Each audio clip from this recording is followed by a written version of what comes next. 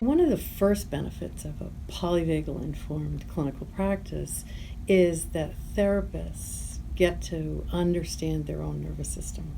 And that really is the essential first step for we therapists to understand our states and be able to regulate our states, because it is our responsibility to be a regulated person and bring that regulating energy to our clients. And understanding the nervous system through a polyvagal lens really gives us the skills to be able to do that.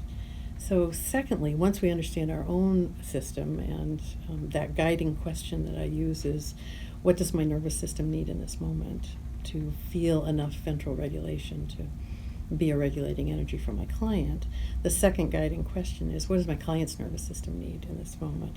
And polyvagal theory gives us a way to answer that question. With a polyvagal informed practice, we have a roadmap to helping clients understand their nervous system, be able to map and track where they are, and then be able to begin to shape the system towards safety and connection.